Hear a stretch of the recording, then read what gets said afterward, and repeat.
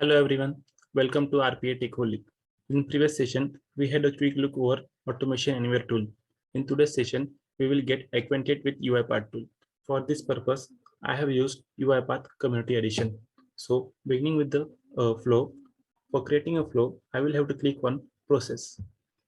Once I click on Process, I will get a new pop-up window in which I will have to give a name to a process. So as the default name given is blank process 3, I will use the same one. We can also give a location to a flow, and we can also describe the flow as what the flow is related to. For example, the flow is related to web automation. So I will give a description about as a web automation, and I will just click on create.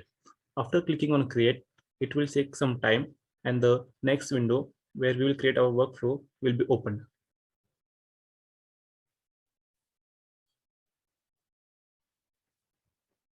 Now we will click on open main workflow. As we click on open main workflow, our workspace will be open where we will create our workflows. So as we can see on our left side, there is a portion or section in that we can get three options like projects, activities, and snippets.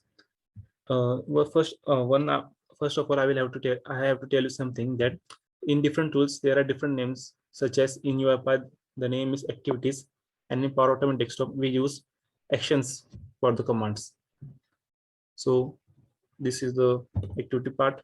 So this is our workspace where we will create flows. On left hand side, we can see a section where all the activities are there. These are the activities which we are going to use for creating a flow. For using these activities, we can just drag and drop the activities in our workspace pane. Okay. For example, I will show you the one activities. Suppose I am taking a input dialog box. Okay. I will just double drag and drop it in our drop activity section. So as you can see, I have dropped it. Now I will just create a small flow and I will show it to you. Dialog title. I will give a dialog title name as hi. Input label. So I will input a label as enter your name. So name here. Okay. And I will give a variable to it. For giving a variable, you will have to click Control K. And I'm giving a variable name as a name. Okay. And I'm pressing enter.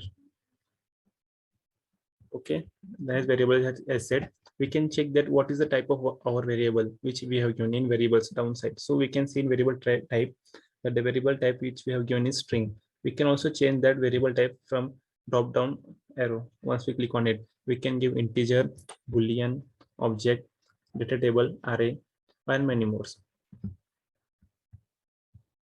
After that, I will take a message box and I will just drag and drop that message box into our workspace, and I will just write here our variable name.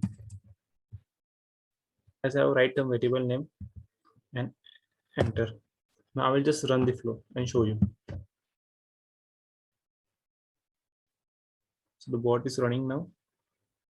So as the dialog box is open, it is asking for me to write my name. Enter your name in.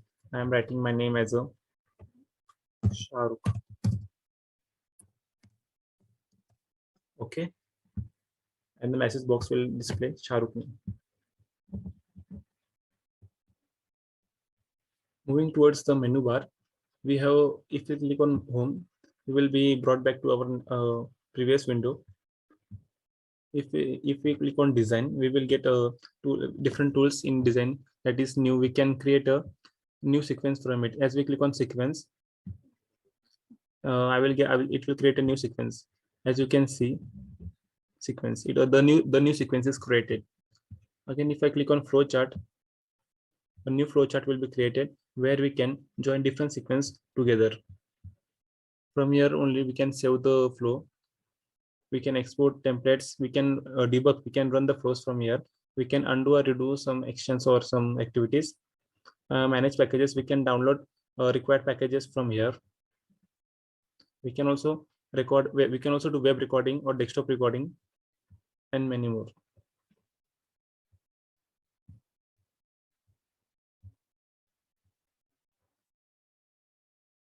If we come towards downside, we can get the output from here. If I click on output, I will get the output here. As our as our process is executed here, we can see that in it output in how much time the process was executed. We can see that it took around 0.18 seconds for the overall execution of the bot. We can also get errors. If there is any error in the flow, we can get that error here. We can get all the details, information about that errors in this section.